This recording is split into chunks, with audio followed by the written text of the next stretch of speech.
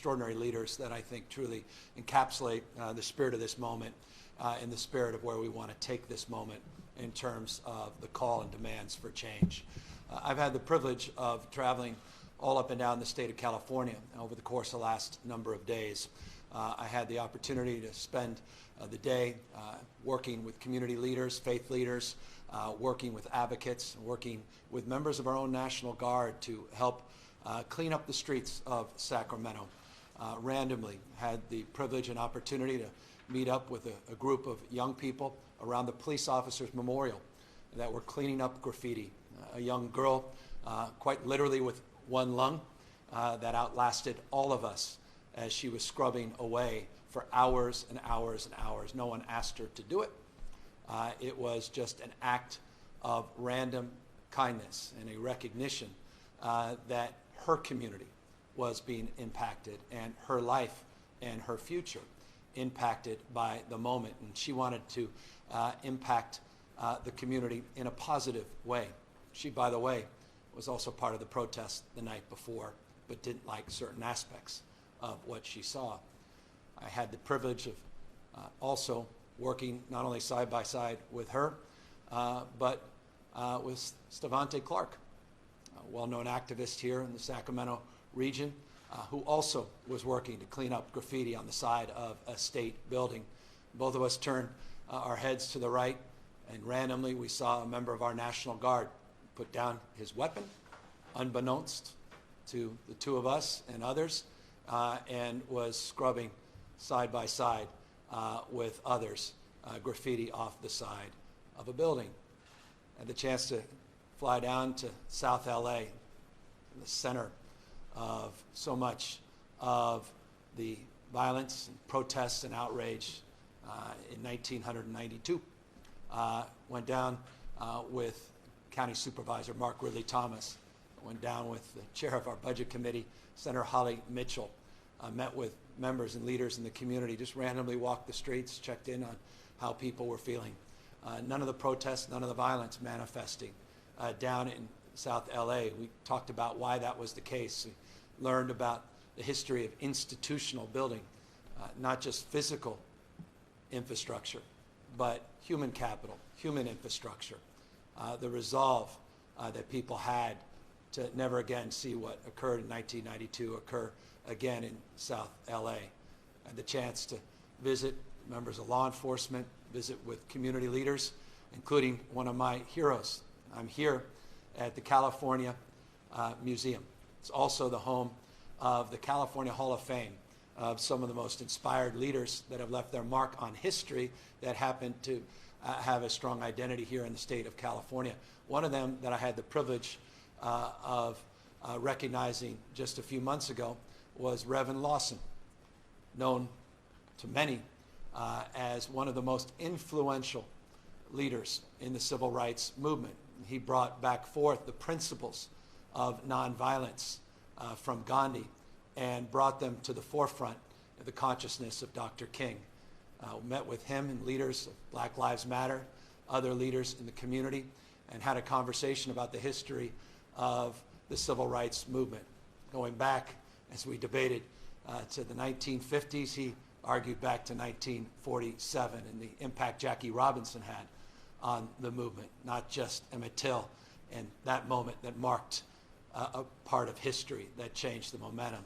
Montgomery bus boycott, others that he organized and helped lead.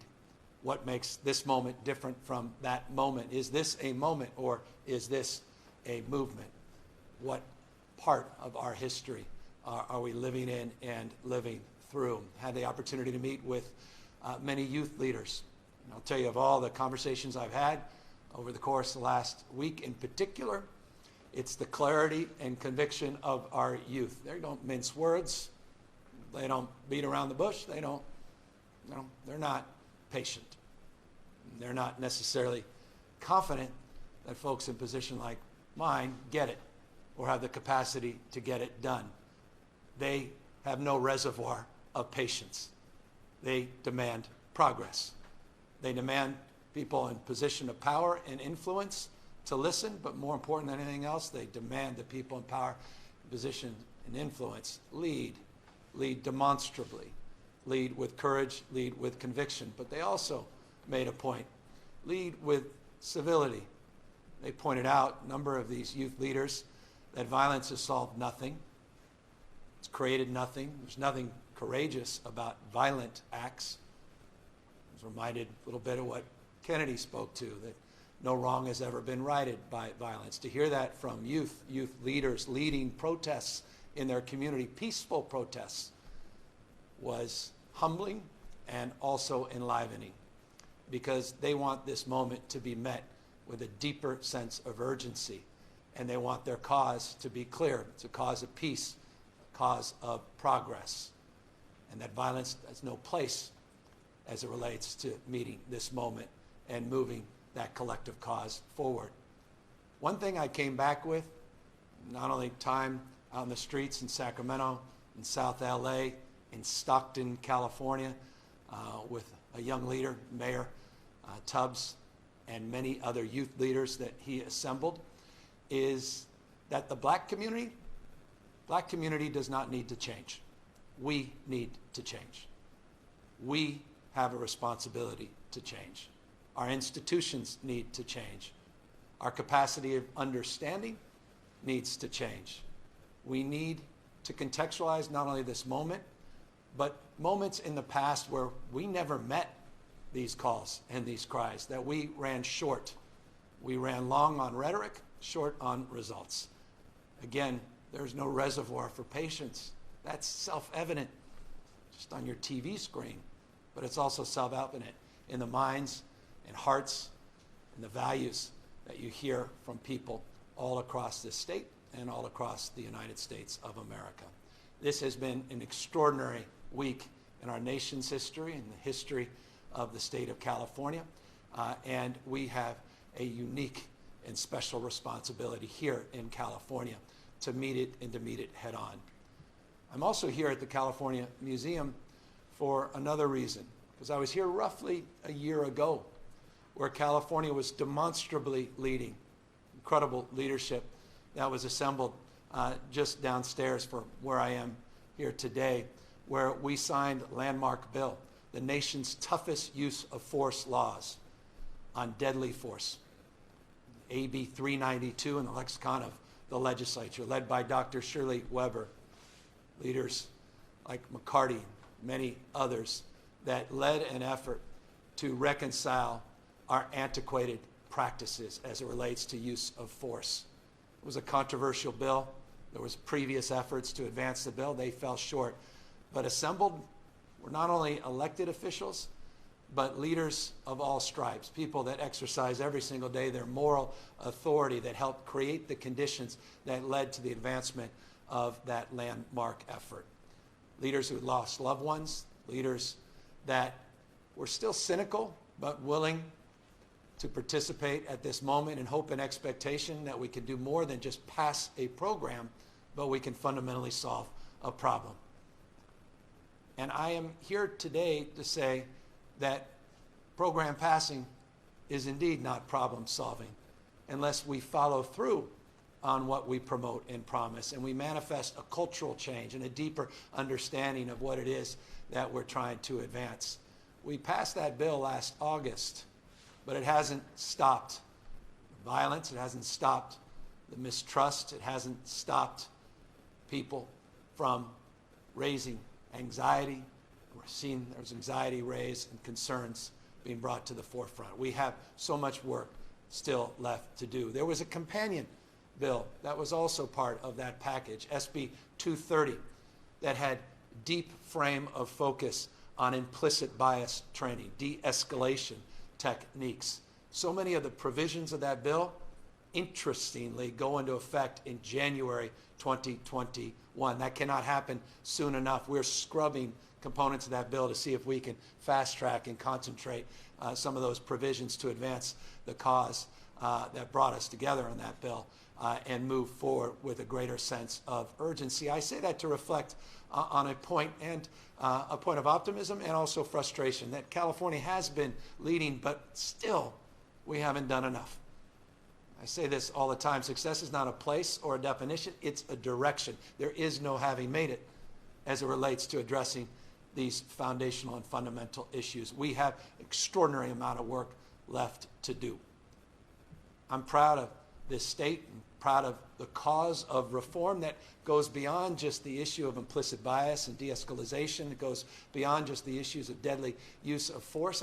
We're very proud of this state and the leadership that we advance to begin anew a conversation about broader criminal justice reform to address the issues of the war on drugs and the disparities, the race-based sentencing, the 5-year minimum mandatory sentences that not too long ago were part and parcel of the culture of enforcement, and ultimately, as it relates to sentencing, 5-year mandatory sentence for having possession of 5 grams of crack cocaine. For those with possession of powder cocaine, it took 5,000 grams of cocaine to have the same 5-year minimum mandatory sentence. 5,000 to 1 ratio of disparity.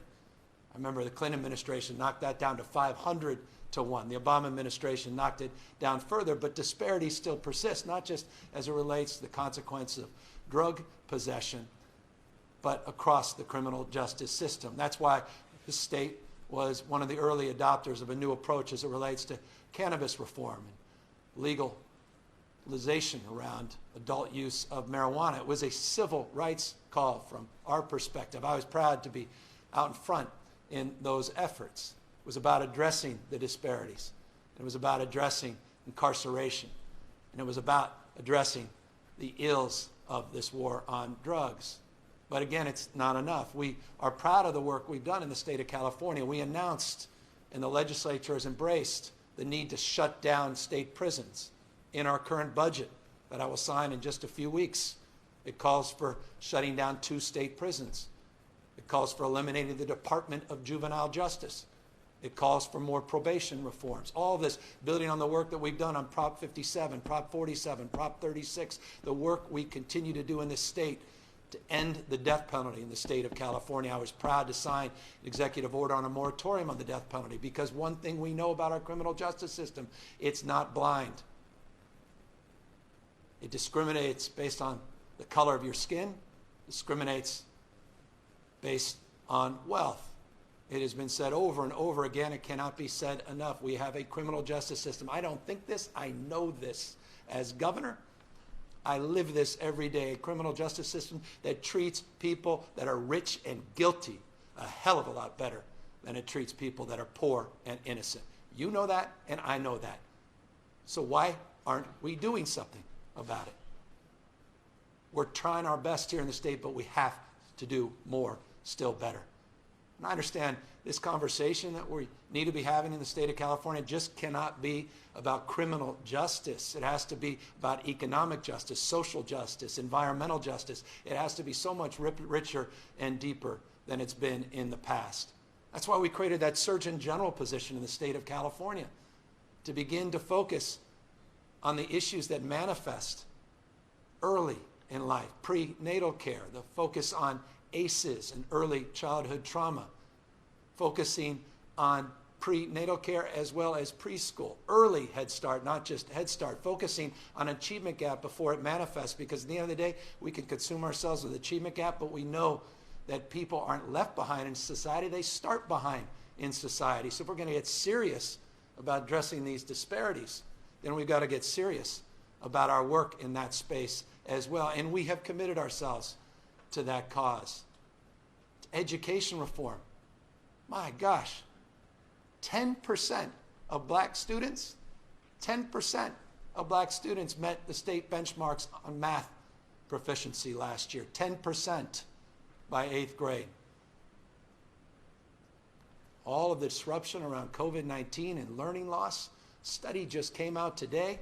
It should be seared in your minds and consciousness, a study that came out today that says the average learning loss in this nation because of COVID-19 is 7 months. But for the black community, 10.3 months. For low-income community, over 1 year of learning loss because of the impacts of COVID-19. You think we got an achievement gap right now? What are we going to do about that?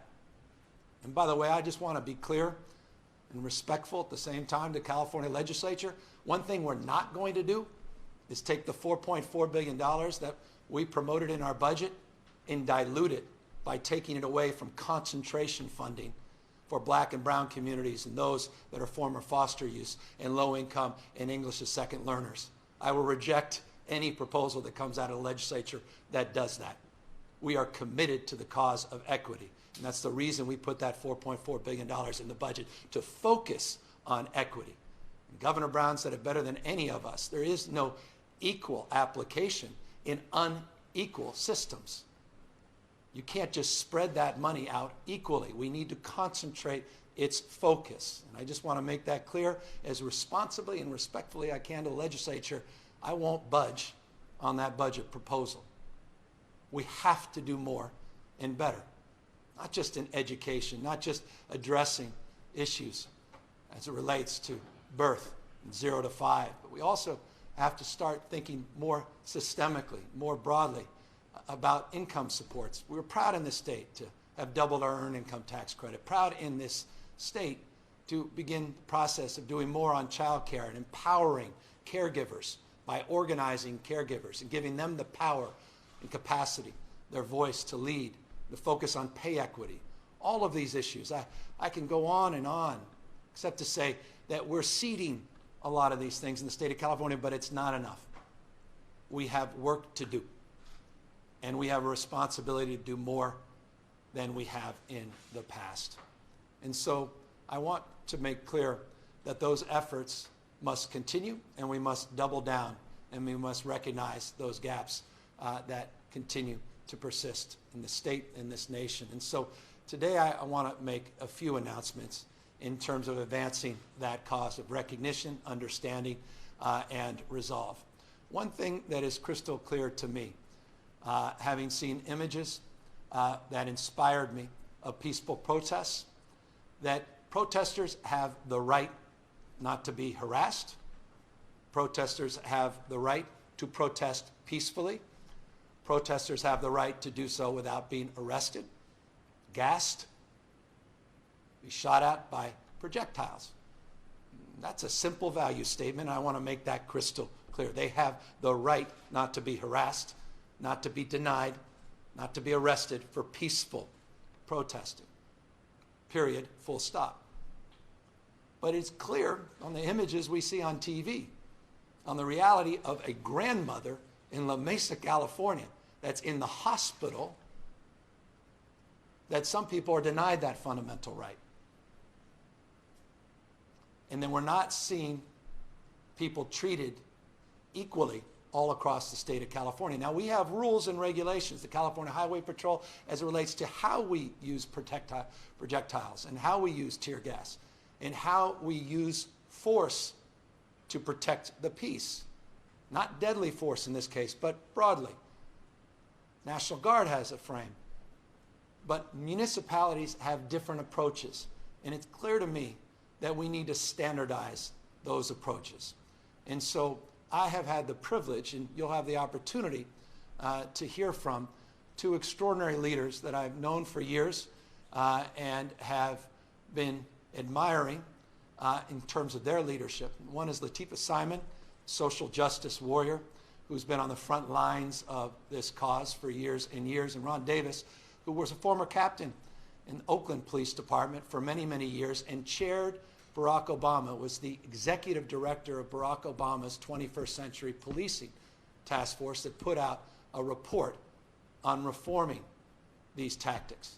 And he, to his credit, is going to advise our efforts with Latifah, working with journalists, working with advocates, working with law enforcement, together collectively to standardize our approach of engagement and to begin to address what we are seeing with our own eyes and people are experiencing all across this state and this nation as it relates to the disparities of approaches that exist around peaceful protesting and how we control crowds in a responsible way that protects people's fundamental constitutional rights and protects people's safety at the same time. And so you'll hear from them, and I'm very pleased at their commitment to this cause and their resolve to advise us and to move forward very deliberative speed with recommendations to standardize these approaches in the very, very near term. Accordingly, it goes without saying we cannot see the kind of techniques that tragically and ironically we train. I own this. We own this. Across this country, we train techniques on strangleholds that put people's lives at risk. Now, we can argue that these are used as exceptions, but at the end of the day, a carotid hold that literally is designed to stop people's blood from flowing into their brain, that has no place any longer in 21st century practices and policing. And so I am immediately directing POST, which is our police officers training, to end the training of that practice.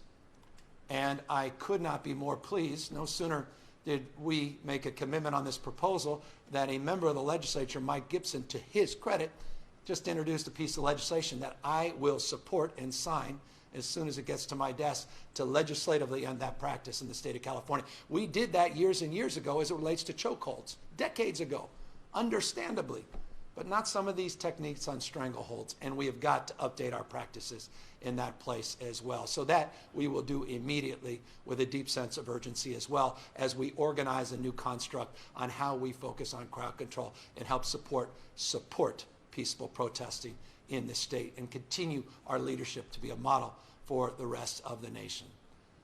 This has been a very difficult time, I know, for all of us. And I just want to express, in particular, deep, deep respect for those remarkable leaders that are out there on the streets demanding that this be a moral moment and that we meet this moment. And that we do so, not because it's just the right thing to do, but it does justice to the promise, what we promote. Because one thing is clear to me, we have a hierarchy of values in this country that diminishes certain people based on their color of the skin. And we have perpetuated that hierarchy for centuries in this state. And we need to own up to that. And we need to foundationally rip that out of its root. When we talk about institutional racism, that's what we're talking about. And we become almost numb to it, blind to it. No one wants to go back to normalcy. If you want to go back to normalcy, I'm not going there with you. I don't want to go back to normalcy. I want something better. We deserve something more. Generation of young people demand something better and something more. Please resist normalcy. Normalcy created the conditions that led to this moment. Normalcy has no place in terms of our reconciliation of this moment. We have to meet a higher calling. We are so much better than this, so much more capable than this. We will rise up to this moment. We will lead, and we will listen, and we will begin to reconcile, but with resolve and a commitment and a persistence, not patience, that is demanding of this moment. And we will lead, guided by people like Ron and Latifah and many, many others that have been on the front lines. And with that, I want to now just turn over this mic to Latifah to talk a little bit more about what she hopes to accomplish, what she's been doing, and how she hopes to work with Ron Davis and others will advise us with the urgency that's needed at this moment to move in a direction that does justice to those cries that we are loudly hearing in the state of California. Latifah?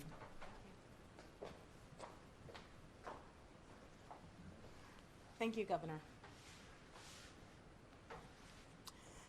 My name is Latifah Simon. I'm the president of the Akinade Foundation, which is one of the state's first philanthropic institutions directly aimed at ending racialized injustice in the state of California. I also have the great pleasure of serving as the president of the board of directors for Bay Area Rapid Transit. But I come today not only with those roles, but after 25 years of working literally on the streets and in jails and in prisons for folks, many who have been denied justice.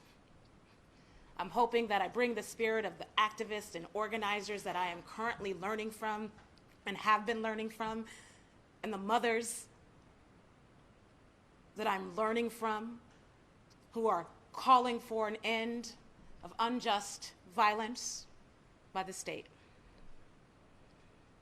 This inflection moment in this country and frankly around the world suggests that we get it right, that we identify this moment for what it is, a sea change in facing race and racism and deep injustice, and the work that we will do together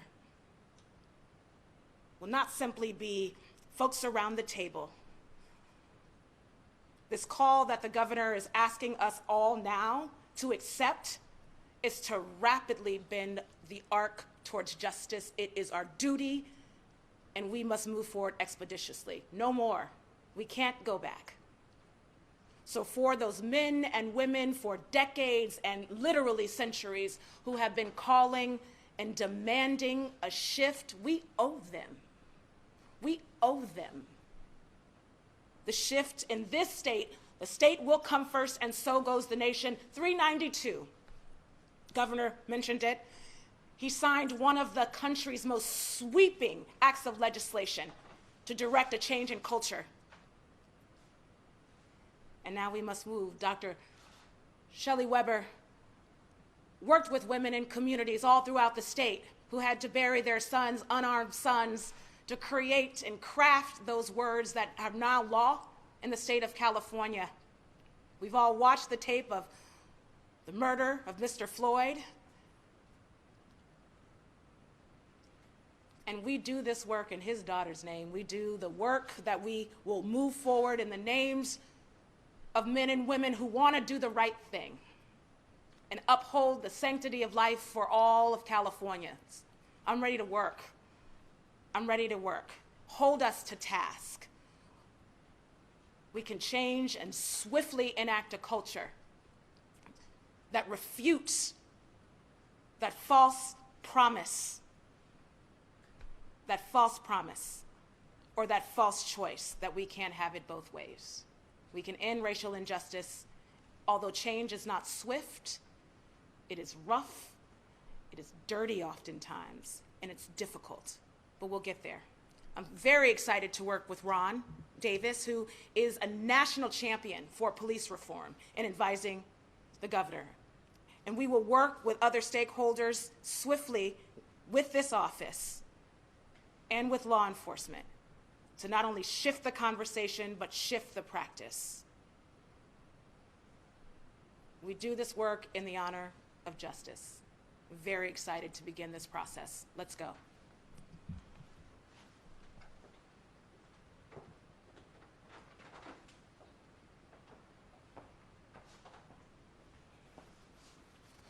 Good afternoon.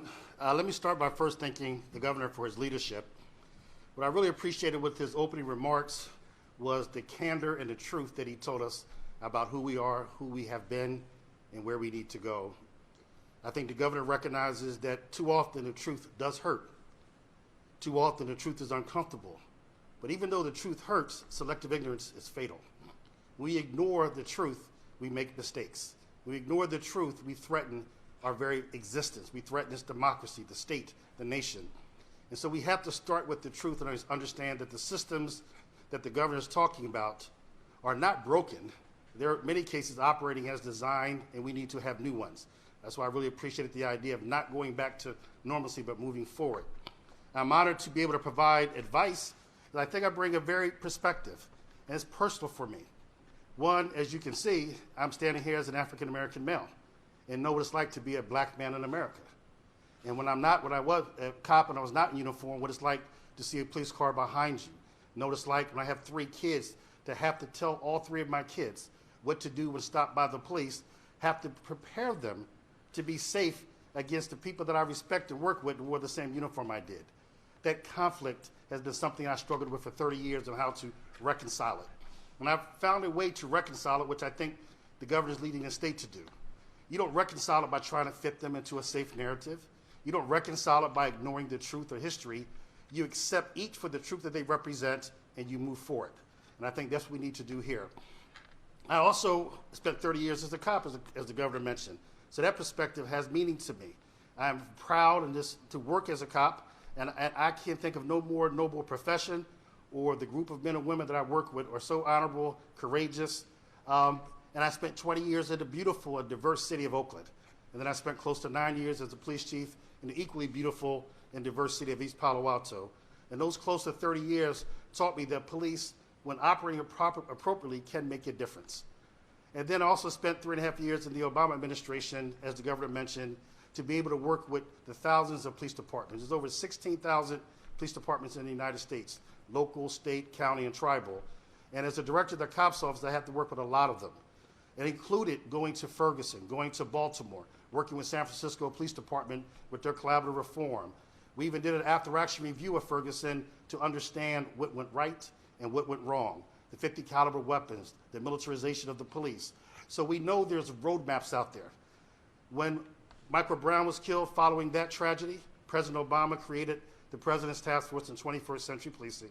And I had the honor of serving as the executive director and traveled around the country with the task force with listening sessions, listening to experts and victims and families and academics and union and police officers and sheriffs, everyone trying to identify what are the best methods moving forward.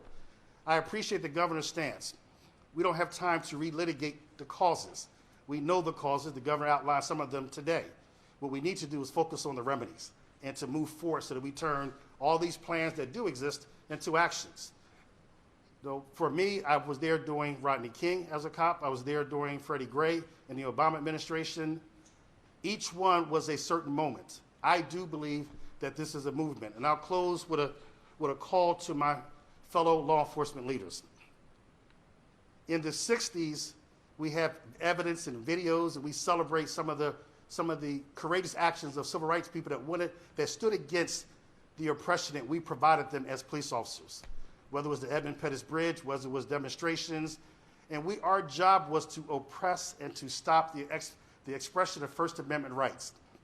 In 2020, we have now come to the point where our job should be to protect the civil rights and to the First Amendment rights so that people can protest in peace. There's only two types of protests we should not accept, and that's silence and violence. And silence does no one any good, and violence is just unacceptable. So what I tell my law enforcement leaders, I will call to action as we move forward with this, that we will be getting a hold of you, that we will be collaborating with you. We need time for you to stand up. I've seen a lot of chiefs take a knee, and that is great, but now take a stance, and take a stance for systemic reform and changes. I saw a lot of people say they want to make changes. Well, this is the opportunity. Let's make this movement not against the police. Let's do it with the police so that we can make changes about our systems that everyone benefits. I look forward to, you heard the passionate speakings of Lateef, and I look forward to working with my colleagues and under the leadership of the governor. I think we can actually get some things done that will not only make policing practices better in California, it will help start changing the culture of policing as a profession. And I agree with everyone that says when California does something, the nation does follow. So it is an honor to actually be able to help the governor's effort. Thank you.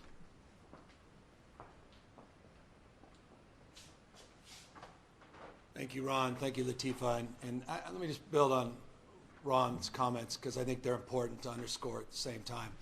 As a former police officer himself, as someone who recognized and deserves to be recognized, police officers, not just chiefs, of all stripes all across this country. You see images of police officers dancing with protesters, bending down on one knee with protesters. Members of our own National Guard, not just cleaning up graffiti here in Northern California, but in Southern California, a whole crew bending down on one knee in solidarity with the protesters. There is so much nobility to those men and women as well that need to be recognized at this moment. I know firsthand the courageousness of many in law enforcement, overwhelming number of our men and women in uniform that go to work every single day to do justice to this collective cause of making more gentle the life of our world. And they're as horrified by what is happening as anybody.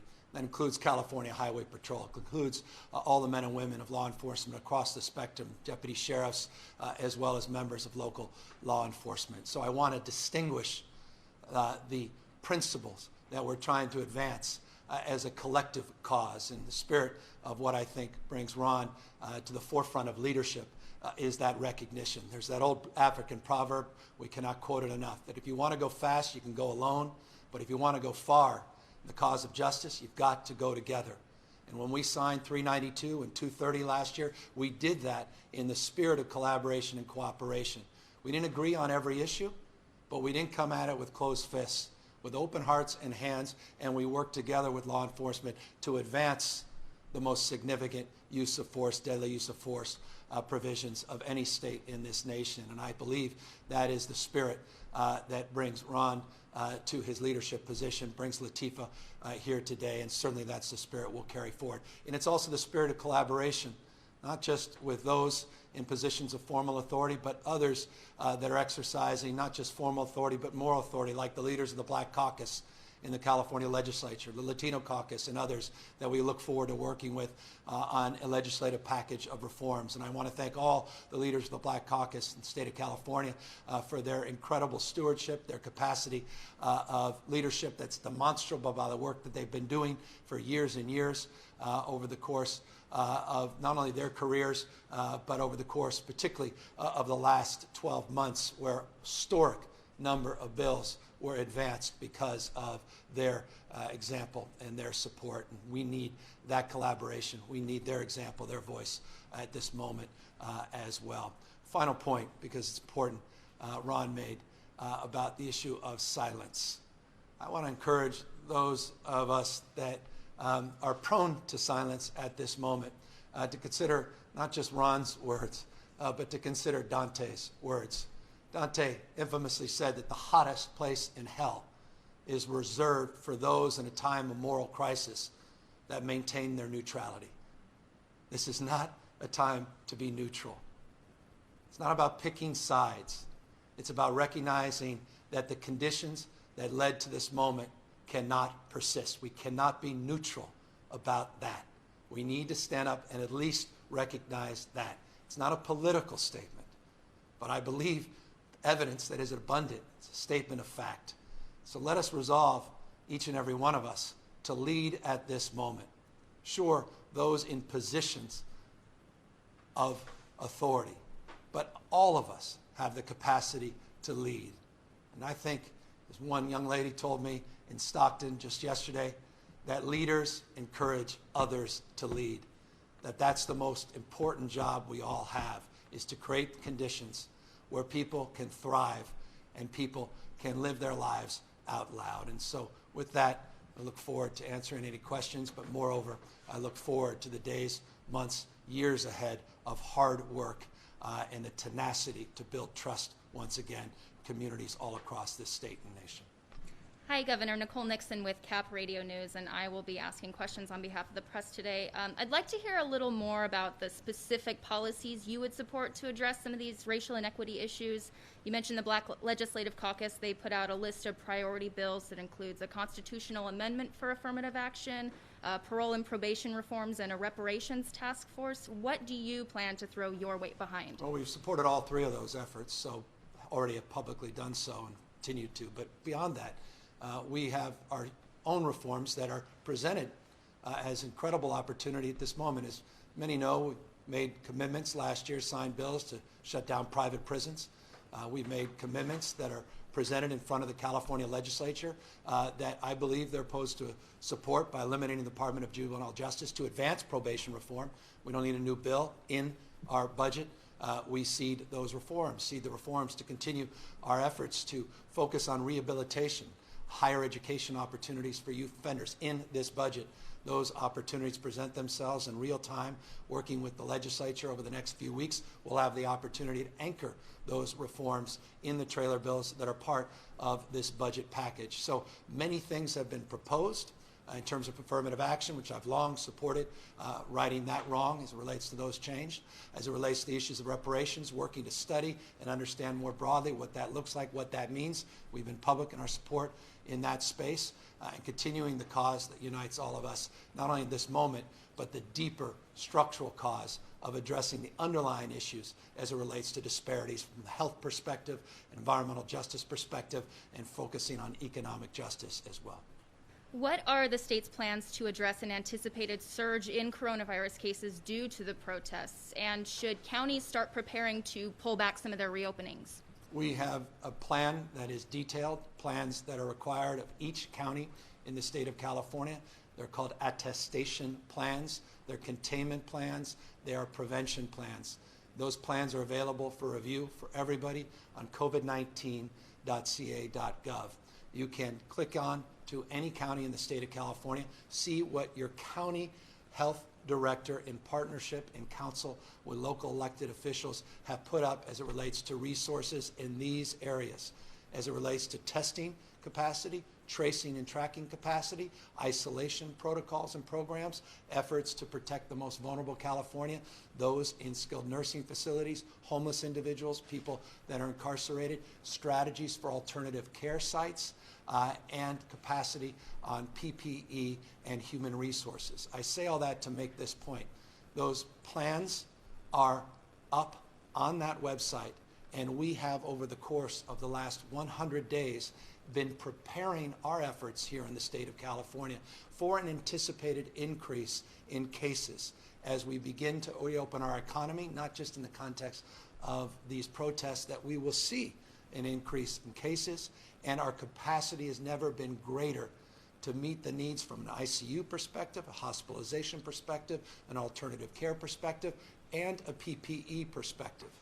That BYD contract, as just one proof point, over 90 million masks have come in off that contract. And as a consequence, we've been able to distribute tens of millions of masks throughout our economy, different sectors of our economy, including commitments we're making to our public education system, our child care providers, and essential workers that are disproportionately represented in the black and brown communities. So all of that is part and parcel of our strategies and our efforts to prepare for reopening, broadly defined, and clearly prepare for an increase of cases related to the mixing that has occurred because of these protests.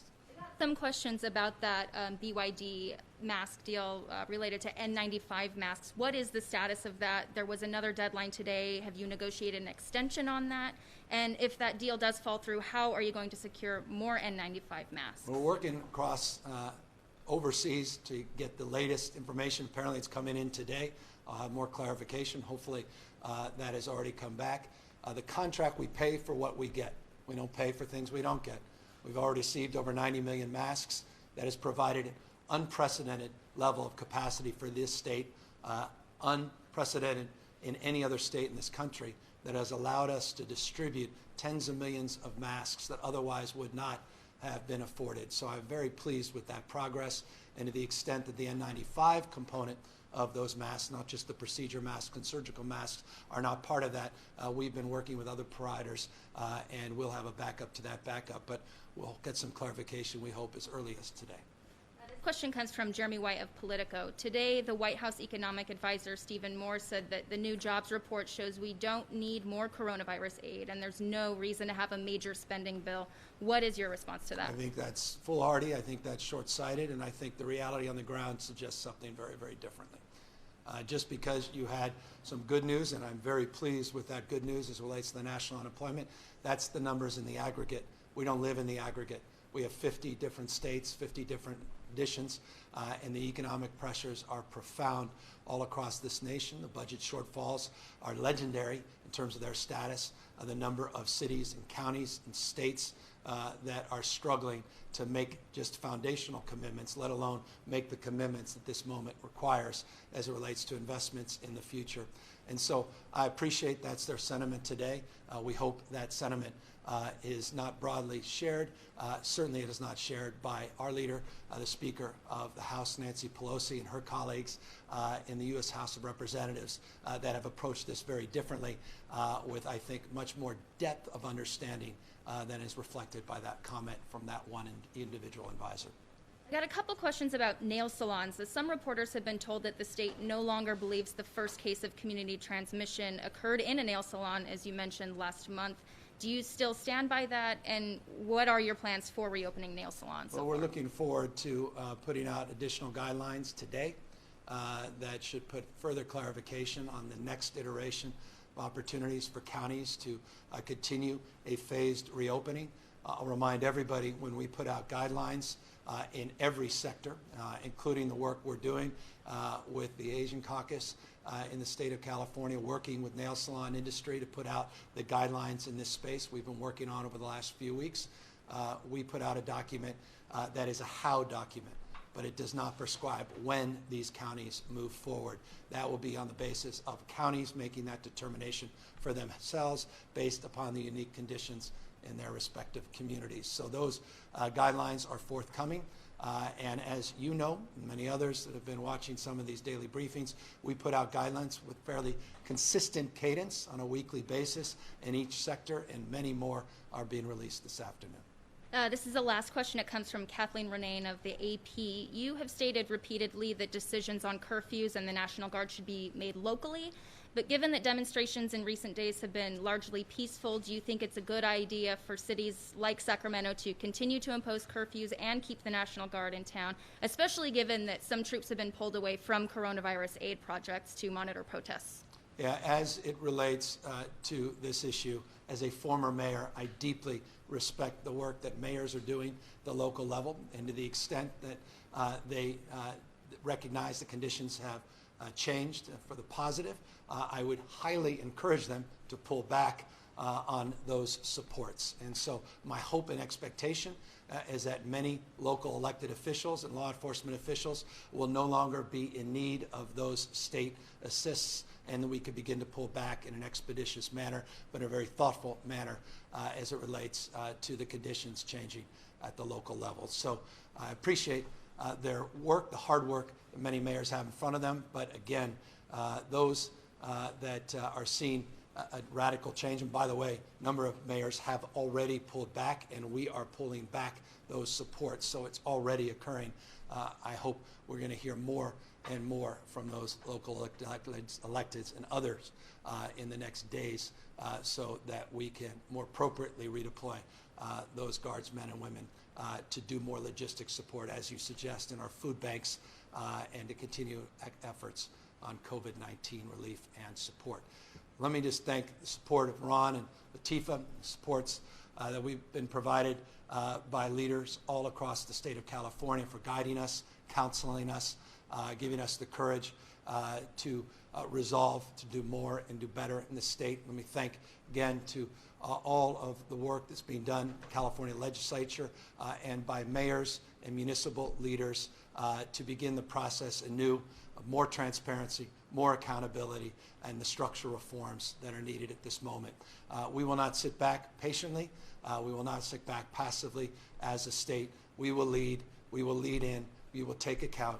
We will take responsibility, and we will take to heart the message that clearly is being expansed very loudly in this state and all across this nation by protesters, and that is a resolve to do better and do more, and in turn, meet this moment head on. Thank you, as always, for tuning in, and stay safe this weekend, and we look forward to coming back and updating you very, very near future.